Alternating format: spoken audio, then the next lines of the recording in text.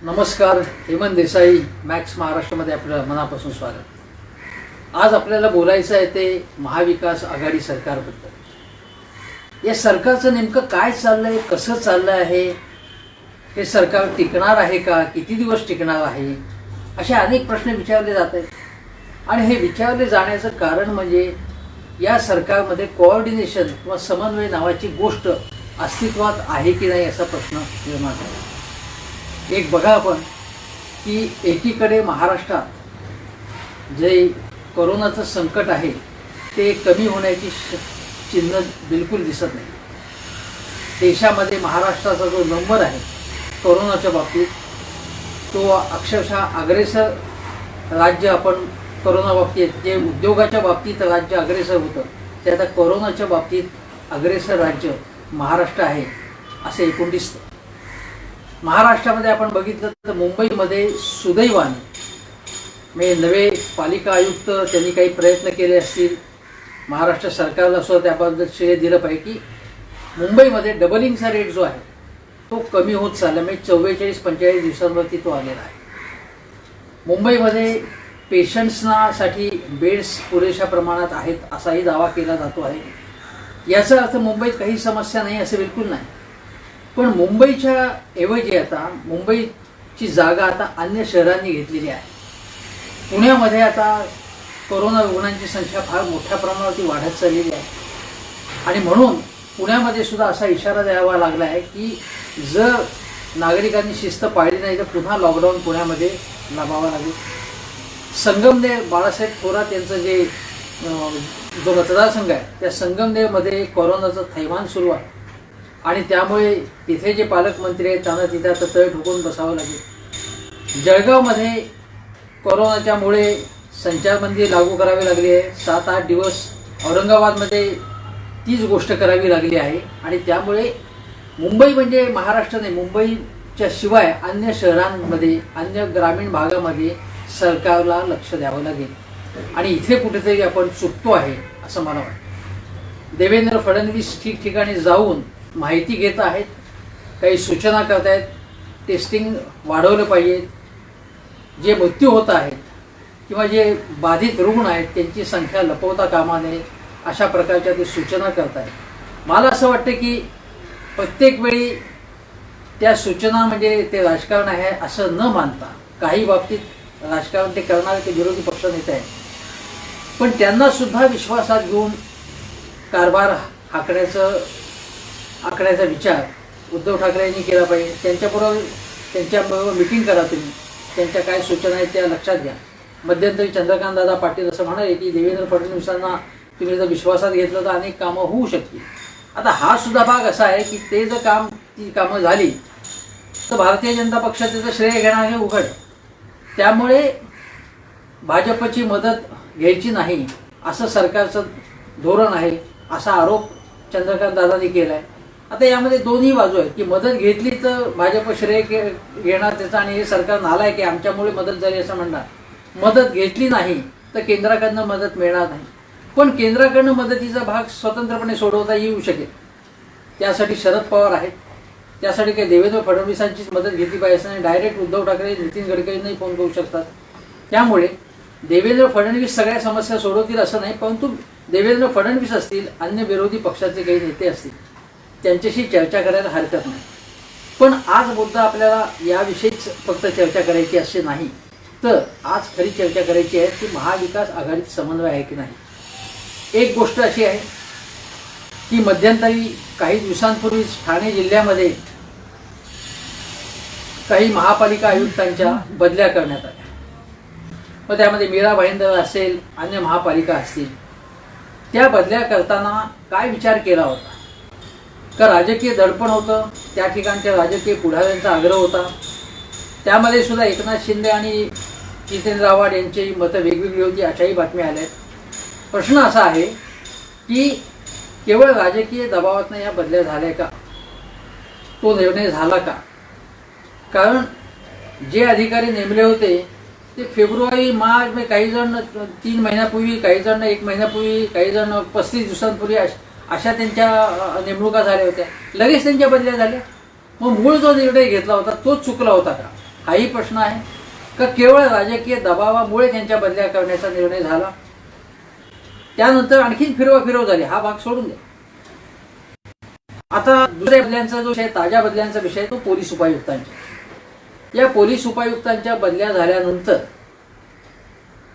असं सांगण्यात आलं, अनिल देशमुख गृहमंत्री त्यांनी असं सांगितलं की यामध्ये कुठल्याही प्रकारचा आमच्यामध्ये मतभेद नाही, सगळं चर्चा करूनच ठरलेलं आहे.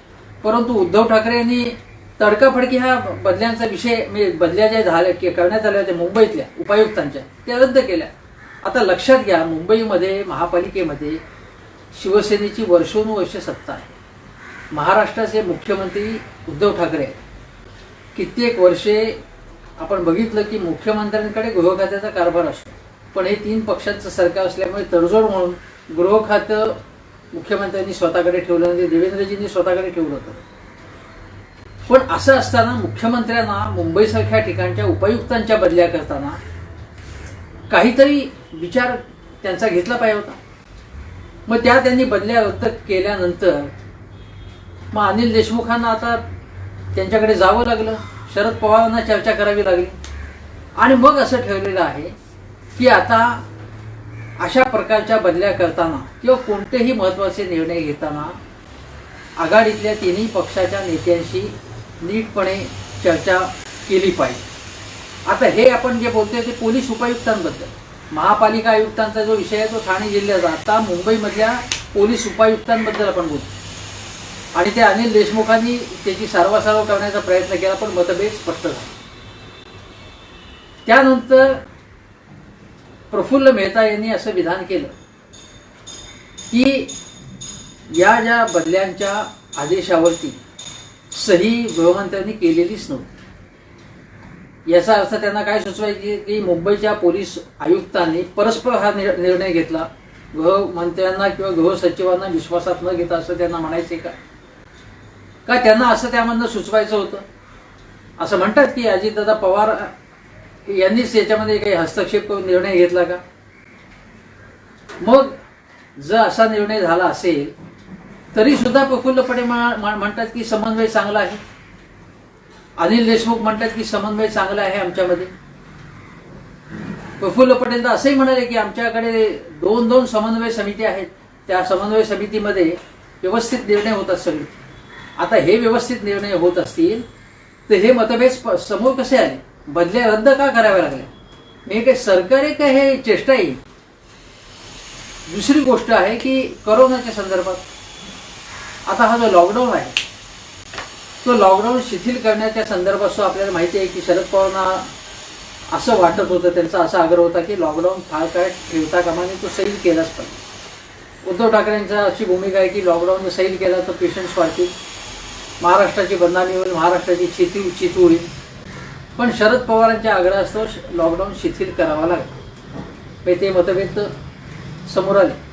पण असा नियम अचानकपणे करण्यात आला की 2 किलोमीटरपर्यंत तुम्हाला प्रवास करता येईल. एकीकडे माणूस बसमधनं प्रवास करू शकत होता, अत्यावश्यक सेवेच्या लोकांना अगोदर फक्त प्रवेश होता, नंतर ती अट शिथिल करण्यात आली, सर्वांना बसमधनं जाण्यास मुभा देण्यात आली.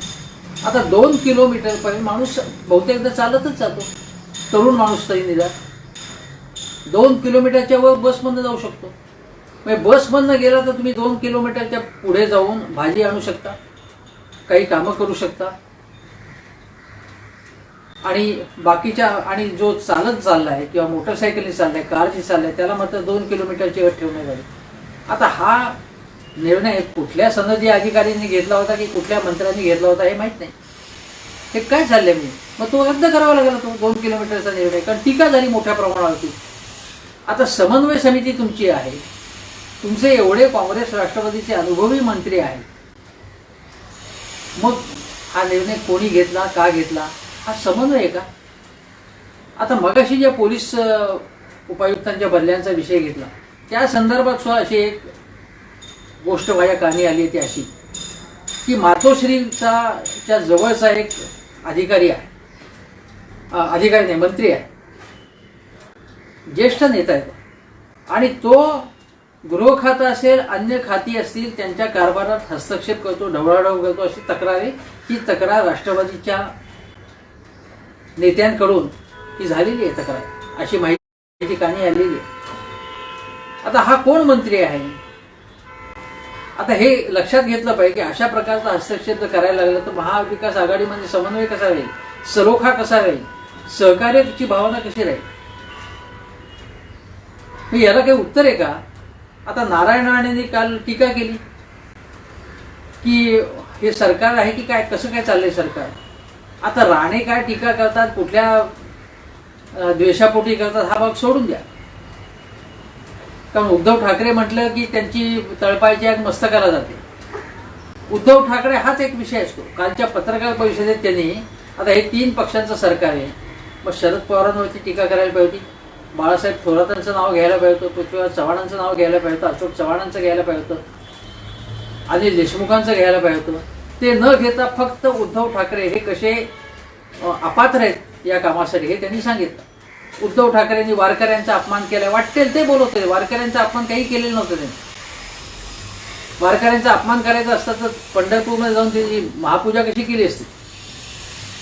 त्यामुळे राणे यांना गंभीरपणे घेण्याचं काही कारण नाही. पण राणे काय म्हणाले की हे मातोश्रीमध्ये बसून राहिलेले आहे, हा वाघ मातोश्रीच्या पिंजऱ्यात अडकलेला आहे, तो बाहेरच पडायला तयार नाही. आता ही टीका भाजपच्या अनेक नेत्यांनी सुद्धा केलेली आहे. उद्धव ठाकरे कोकणामध्ये गेलेले होते, पंढरपूरला गेले होते, किंवा मुंबईमध्ये सुद्धा त्यांनी काही ठिकाणचा दौरा करून, म्हणजे विशेषतः नव्या मुंबई या गोरेगावला गेले होते. ते BKC मध्ये जाऊन त्यांनी पाहणी केली, त्यामुळे बाहेर पडतच नाही, ही टोकाची टीका झाली. प्रत्येकाची व्यक्तिगत किंवा प्रकृतीची कारणं असतील तरी सुद्धा उद्धव ठाकरे यांनी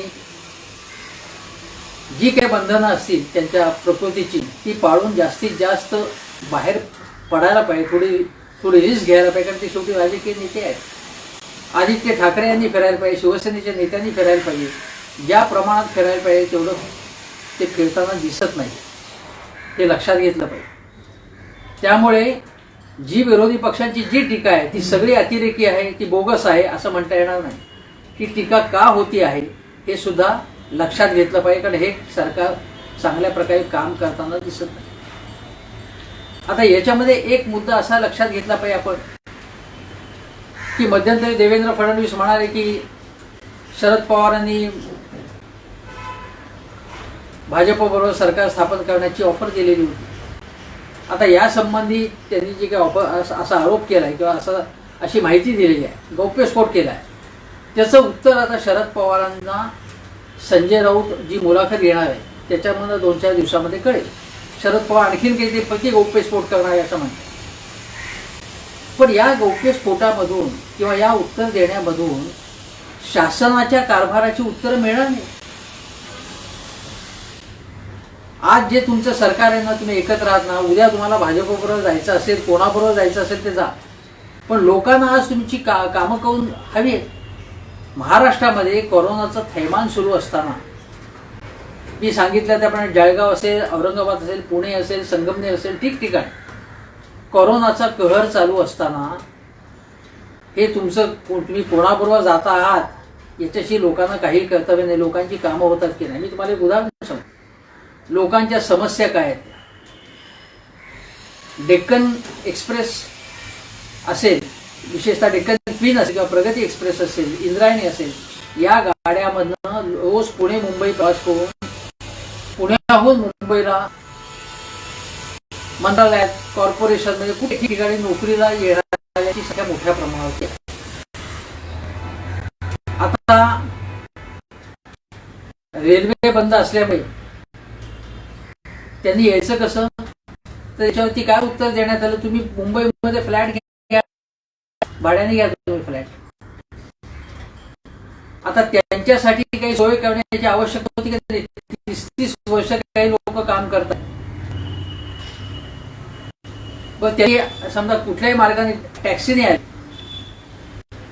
किंवा खाजगी बसने आले तरी त्यांना दादरमध्ये, चेंबूरमध्ये कुठे तिथे उतरून तिथनं परत टॅक्सी केला. ठिकठिकाणी फक्त मंत्रालय कॉर्पोरेशन तर ठिकठिकाणी जी नोकरी आहेत, खाजगी क्षेत्रात नोकरीला आहेत. सरकार म्हटलं तुमचं तुम्ही बघा, तुम्हाला काय करायचं असेल. आता माझ्या माहितीचे काही लोक आहेत की जे प्रायव्हेटमध्ये छोट्या छोट्या कंपन्यांमध्ये कामाला आहेत. तुम्ही म्हणताय ना SME सेक्टरला चालना दिली पाहिजे, संजीवनी दिली पाहिजे.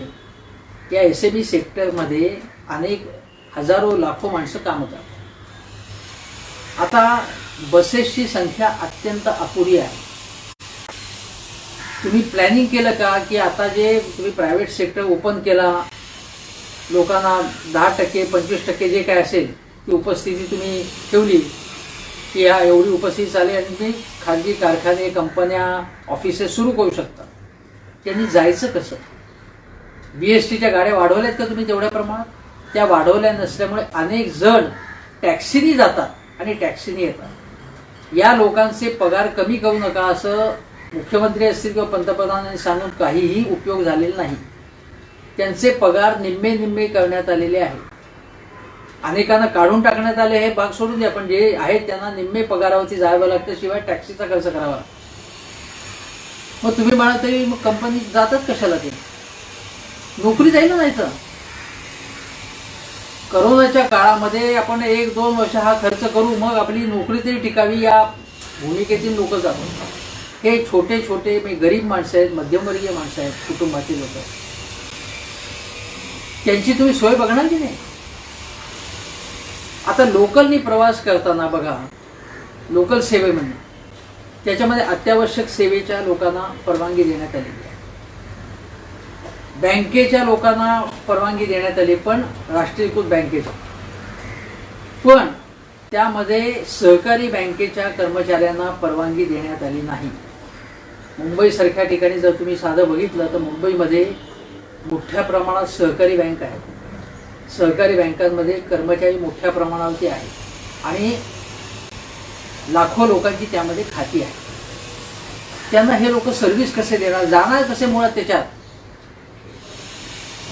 बँकिंग सेक्टरमध्ये तुम्ही हा दुजाभाव का करता? सहकारी बँकिंग हे बँकिंग नाही आहे. पण त्यांना परवानगी नाकारण्याचं रेल्वेच्या अधिकाऱ्यांनी ठरवलं का महाराष्ट्र सरकारने ठरवलं? माझ्या मते कोणाला त्याच्यामध्ये प्रवेश द्यायचा, कोणाला हे महाराष्ट्र सरकार ठरवतं. जो कोणी असेल त्याच्यामध्ये जबाबदार. हे काय चाललंय? त्यांची सोय तुम्ही बघत नाही. आणखीन एक उदाहरण देतो तुम्हाला. ते उदाहरण असं की अनेक शेतकरी आता परवानगी असल्यामुळे टेम्पोनी माल इथे आणतात, थेटपणे ठिकठिकाणी सोसायटीमध्ये रस्त्यावरती विकतात. आता तुम्हाला सांगतो, कालचीच गोष्ट आहे. काल काही माझ्या परिचितांनी असं सांगितलं की साधी मेथीची जोडी जी आतापर्यंत 25-30 रुपयाला मिळत होती, ती एवढी पिशवीभर मेथीची जोडी त्यांना त्या दारावरच्या आलेल्या टेम्पोच्या माणसांनी घरी आणून त्यांच्या पिशवीत कोंबली पिशवीभर. ते म्हणे घ्या बाबा, हे तुम्ही 15 रुपयाला पिशवीभर मेथी त्यांनी दिली. ज्यासाठी 100, 125, 150 रुपये लागले असते ती दिली. का? याचं कारण तिथे शेतकऱ्यांना माल कदाचित फेकून द्यावा लागत असेल.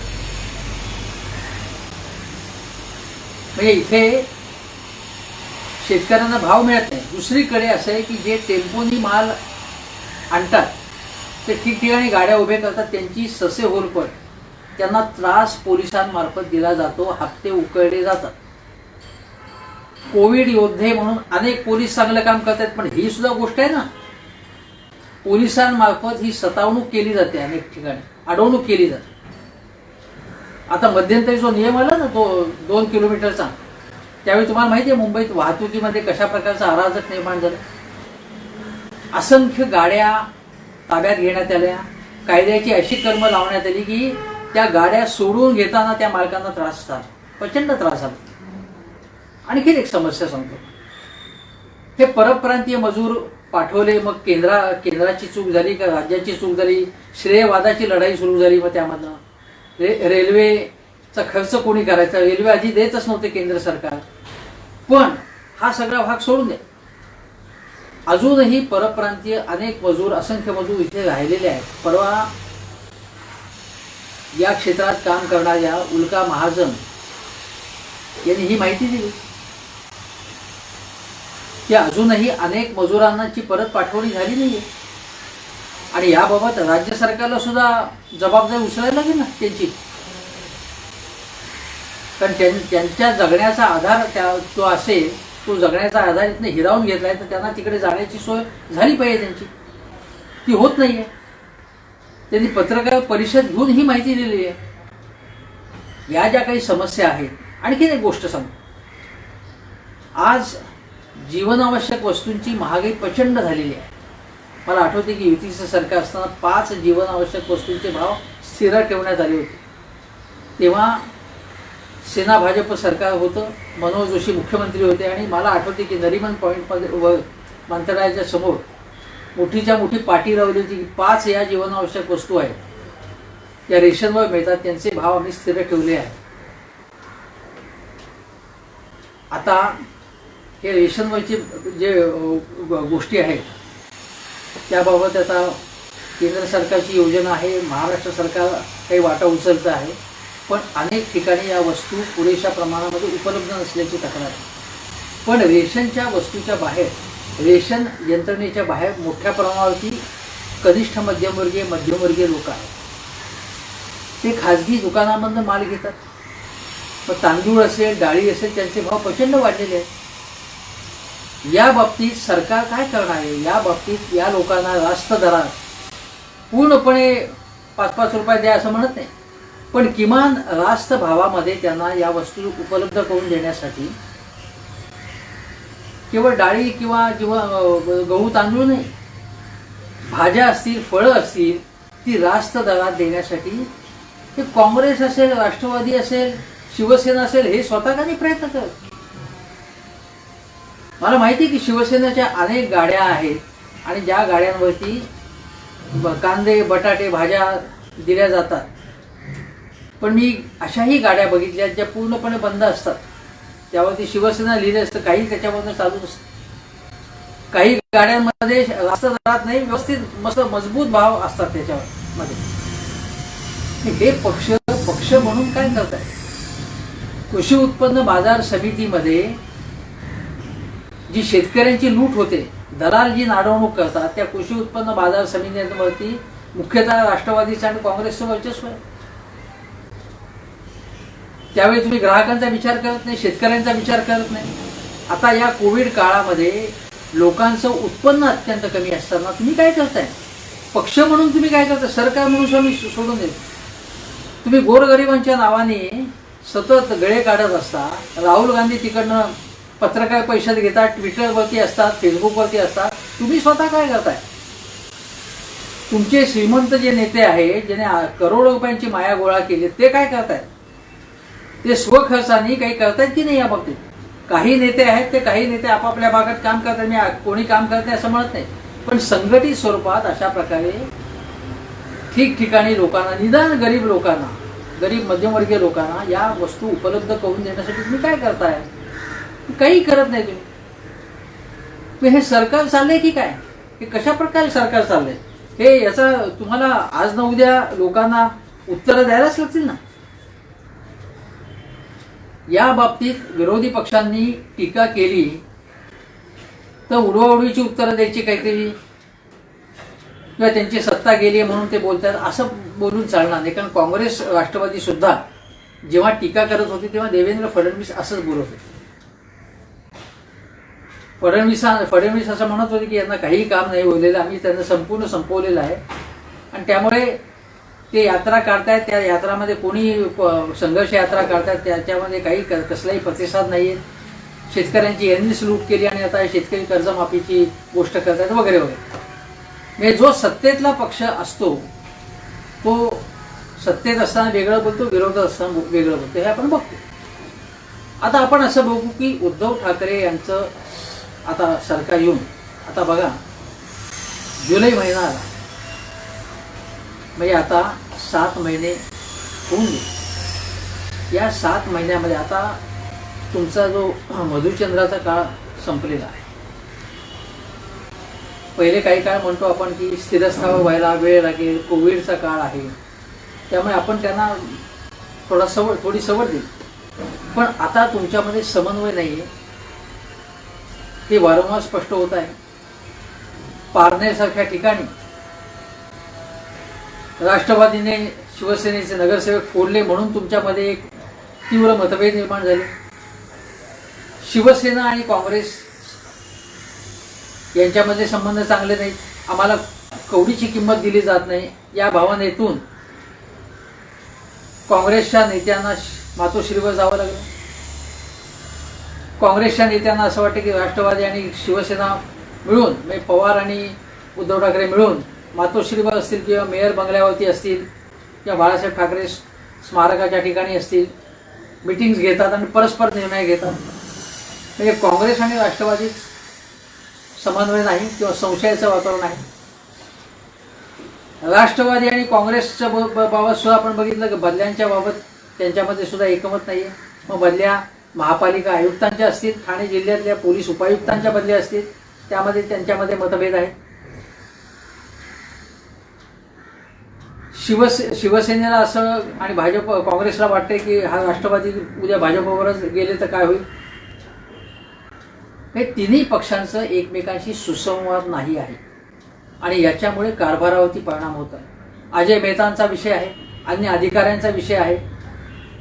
आता याबाबत दुसरी एक बाजू सांगतो. देवेंद्र फडणवीसांना टीका करण्याचा, चंद्रकांत दादांना टीका करण्याचा, जे कोणी असेल त्यांना विरोधातल्या लोकांना टीका करण्याचा अधिकार आहेच. पण ते सत्तेत असताना सुरुवातीच्या काळात आपण बघू की जेव्हा देवेंद्र फडणवीस जेव्हा सरकार स्थापन केलं तेव्हा मला आठवते की अगदी सुरुवातीच्या 6 महिन्याच्या आतच फडणवीसांनी आपली एक छाप पाडली होती. ती कशामुळे पाडली होती की त्यांनी मुंबईत एक मोठा कार्यक्रम घेतला की मुंबईचा मेकओव्हर कसा करायचा. अगदी बडे बडे उद्योगपती, अंबानींपासून अनेक उद्योगपती होते, त्यांच्यासमोर प्रेझेंटेशन करण्यात आलं. त्यानंतर एक वेब पोर्टल तयार करण्यात आलं. त्यानंतर मुंबईमध्ये कोणकोणते प्रोजेक्ट्स घेतले पाहिजेत, मेट्रो असतील, मोनो असतील, त्यासाठी परवानग्या कशा घ्यायच्या, त्याचा विषय हाती घेण्यात आला. म्हणजे असे अनेक विषयांना गती देऊन फडणवीसांनी आपली छाप पाडली. पण वर्षभरानंतर काय झालं, हळूहळू फडणवीसांवरती सुद्धा टीकावू लागली की एकामागोमाग एक भ्रष्टाचाराचे आरोप व्हायला लागले. त्यानंतर क्लीन चिट देण्याचा सपाटा सुरू झाला. त्यानंतर अन्य पक्षातल्या लोकांच्या फोडाफोड प्रक्रिया सुरू करण्यात आली. कुठल्याही मार्गाने स्थानिक स्वराज्य संस्थांमध्ये, जिल्हा परिषदांमध्ये, ग्रामपंचायतीमध्ये यश मिळवण्याचा प्रयत्न करण्यात आला, यशस्वी प्रयत्न करण्यात आला. परंतु शेतकऱ्यांची जी कर्जमाफी होती ती कर्जमाफी वेळेवर झाली आणि झाल्यानंतर 1 वर्षानंतर सुद्धा 89 लाख शेतकऱ्यांची कर्जमाफी करण्यात आली. त्यापैकी 40 लाख लोकांची सुद्धा कर्जमाफी प्रत्यक्षात झाली नव्हती, त्यांना त्याचा फायदा मिळाला नव्हता. जलयुक्त शिवार योजना जाहीर झाली, चांगली योजना होती. त्या जलयुक्त शिवार या योजनेच्या अंतर्गत जी काही कामं घेण्यात आली त्याबाबत कृषी तज्ज्ञ देसरडा यांनी एक याचिका दाखल केली. प्रकरण कोर्टामध्ये गेलं, मग कमिटी नेमावी लागली.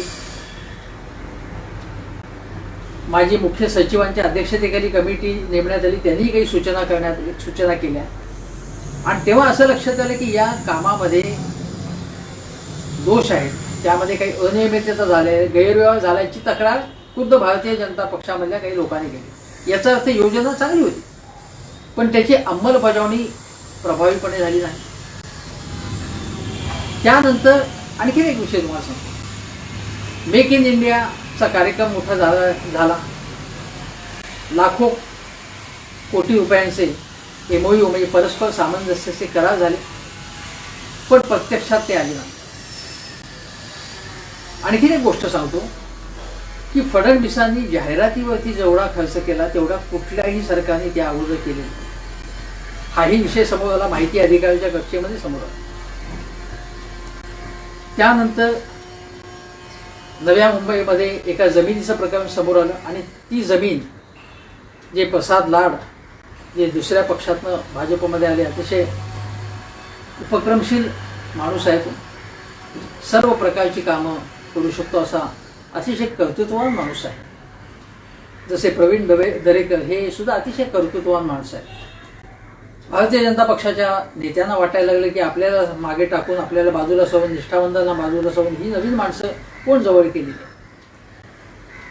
शिवाय काही सल्लागार फडणवीसांनी नेमले होते, आउटसोर्स केली होती काही कामं. ते मंत्रालयात बसलेले होते, त्यांना चांगले लठ्ठ पगार होते. तोही एक विषय झाला, त्याबद्दल सुद्धा टीका झाली. पण हे प्रसाद लाड जे आहेत त्यांच्या जवळच्या माणसांना हजारो कोटी रुपयांची जमीन अतिशय स्वस्तामध्ये दिली असा आरोप झाला. संजय निरुपम यांनी आरोप केला. हे आपण लक्षात घ्या तुम्ही, हे आरोप झालेले होते. प्रकाश मेहतांवरती आरोप झाले होते, त्यांनाही दूर करावं लागलं. आरोप झाले नव्हते असं बिलकुल म्हणता येणार नाही. देवेंद्र फडणवीस सरकार भ्रष्ट आहे असे वारंवार आरोप झालेले होते. फडणवीसांनी स्वतः सांगितलं की सनदी अधिकारी माझं ऐकत नाही असं स्पष्टपणे त्यांनी सांगितलं. म्हणजे आज जर तुम्ही म्हणताय की अजय मेहता हे कारभार चालवत आहेत, हे अगोदर सचिवालय होते त्याचं आपण मंत्रालय केलं. म्हणजे मंत्री हे लोकशाहीने निवडलेले मंत्री जे आहेत, लोकप्रतिनिधी मंत्री निवडला जातो. मंत्री हा कारभार हाकतो आणि मंत्र्यांचं जे आदेश आहेत त्या आदेशाप्रमाणे अंमलबजावणी करण्याचं काम हे प्रशासकीय अधिकाऱ्यांचं, नोकरशांचं, सनदी अधिकाऱ्यांचं आहे असं आपल्या लोकशाहीचा किंवा घटनेचं जे संकेत आहे त्यानुसार हे आपण म्हणतो. प्रत्यक्षामध्ये कारभार सचिव हाकतायत, अनेक कामांमध्ये बाधा आणतायत. ते म्हणजे शेतकऱ्यांच्या कर्जमाफीचा विषय असेल किंवा परीक्षांचा गोंधळ असेल, त्या सगळ्यामध्ये अधिकारी बाधा आणतात असं फडणवीसांच्या काळामध्ये म्हटलं जात होतं. फडणवीसांनी मानलं होतं की अधिकारी माझं ऐकत नाही. राणे काल असं म्हणाले की आपण सचिवालयाचं मंत्रालय केलं, आता परत आपण सचिवालय करू, कारण सचिवच कारभार हाकतायत. राणेंनी टीका केली ती बरोबर आहे, पण मग फडणवीसांच्या काळामध्ये काय होतं, असंच होतं ना. त्यावेळी राणे दुसऱ्या पक्षात होते आणि ते फडणवीसांवर तेव्हा टीका करत होते, तेव्हा त्यांना ती टीका आपणच केलेली टीका त्यांच्या लक्षात आली नाही. राणेंच्या पत्रकार परिषदेत शेजारी केशवराव उपाध्ये जे मुख्य प्रवक्ते झालेले आहेत, आता त्यांचं मी अभिनंदन करतो इथे मनापासून. पण तेच केशवराव उपाध्ये अनेक चर्चांमध्ये, अनेक चॅनेलवरच्या चर्चांमध्ये माझ्यासोबत असायचे आणि तेव्हा राणेंवरती ते टीका करत होते. राणे दुसऱ्या पक्षात होते, तेव्हा राणे काँग्रेसमध्ये होते. काँग्रेस हा भ्रष्ट पक्ष होता,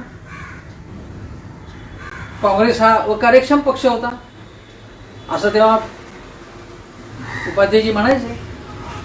आता त्यांच्याच शेजारी बसून राणेची टीका करतायत.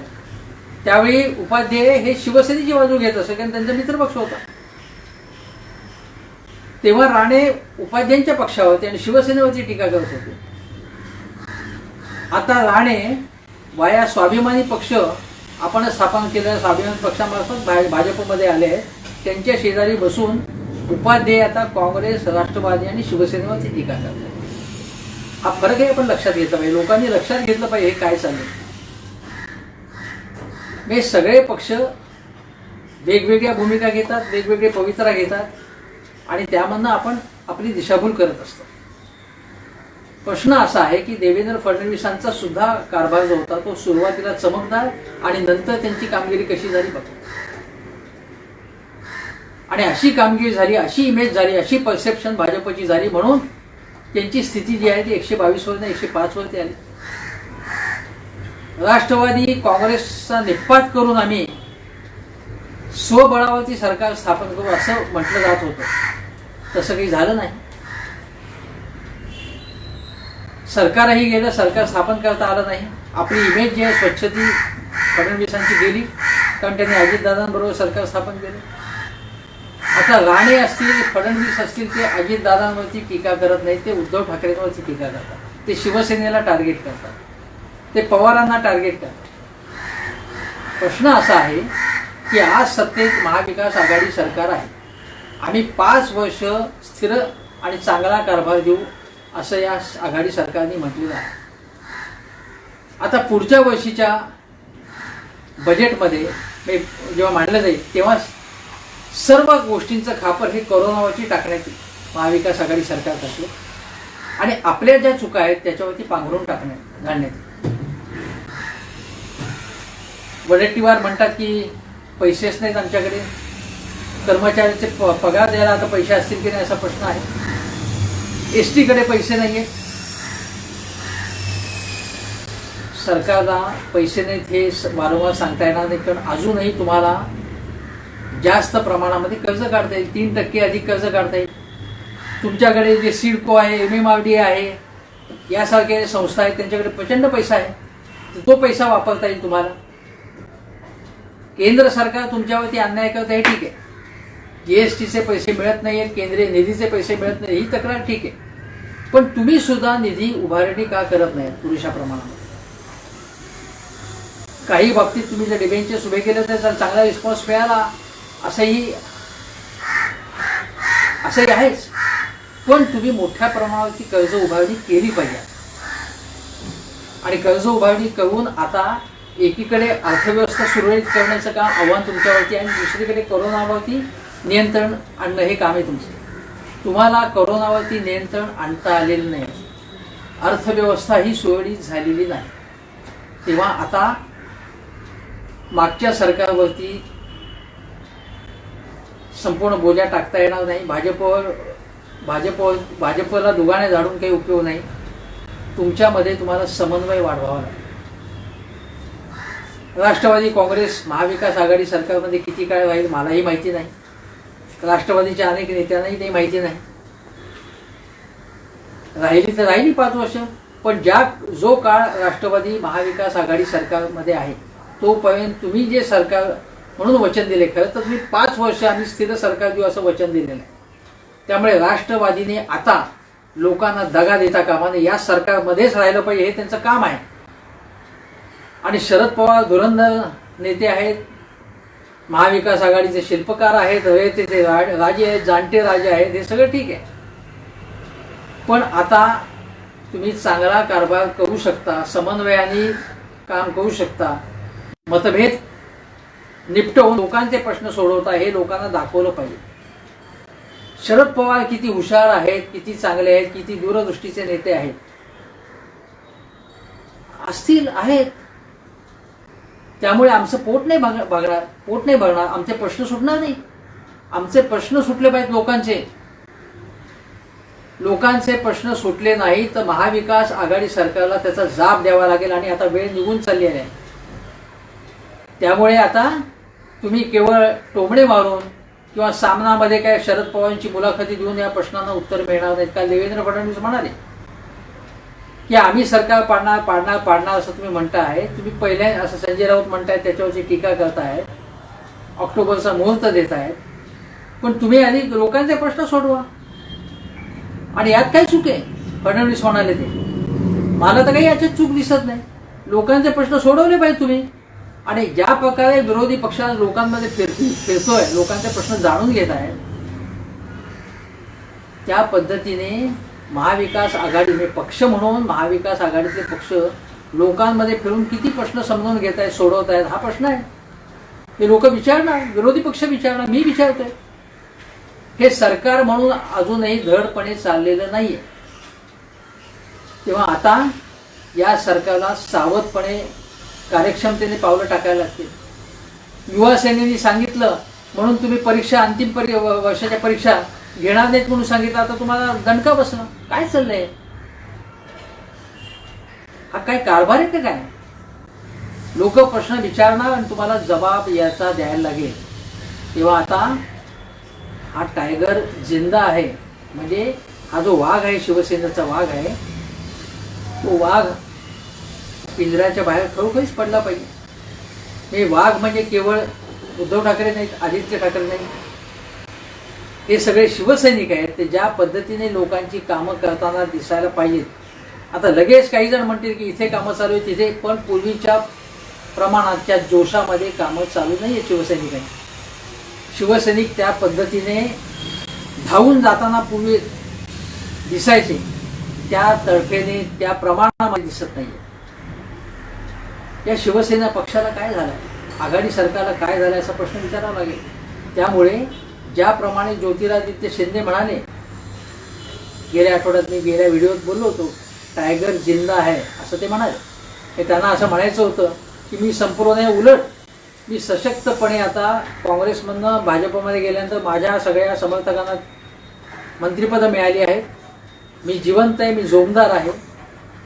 पण शिवसेना इथे एक पक्ष म्हणून आणि शिवसेनेच्या नेतृत्वाखाली सरकार म्हणून, शिवसैनिक म्हणून तेवढेच जोशपूर्ण आहेत की नाही, तेवढे जोरदार आहेत की नाही, तेवढं काम करतायत की नाही, हा प्रश्न आहे. त्यामुळे टायगर अभी जिंदा आहे, सरकार महाविकास आघाडी सरकार अभी जिंदा आहे असं लोकांना वाटायला पाहिजे. अशी कामगिरी या सरकारने करून दाखवली पाहिजे. अजून वेळ आहे, भरपूर वेळ अजून. 4 वर्ष आहेत, 4 वर्षात तुम्ही चांगली कामगिरी करून दाखवा. जर तुम्ही असाच कारभार केला तर तुम्ही 4 वर्ष कामं करू काम सरकार म्हणून टिकू शकाल किंवा समर्थपणे टिकू शकाल, समर्थपणे लोकांपुढे जाऊ शकाल असं वाटत नाही. हे सरकार नाकाम आहे असं लोक म्हणतील, कारण आत्तापर्यंतचा कारभार जो आहे सरकारचा बिलकुल समाधानकारक नाही आहे. हे लक्षात घेऊन उद्धव ठाकरे यांनी वेळीच सावध राहिले पाहिजे. उद्धव ठाकरे यांच्या किंवा शरद पवारांच्या सामनामधल्या मुलाखती वाचून लोकांचं पोट भरणार नाही. रात्र वैरायची आहे, जागा राहा, जागे राहा असंच मी आवाहन करतो आणि इथेच थांबतो.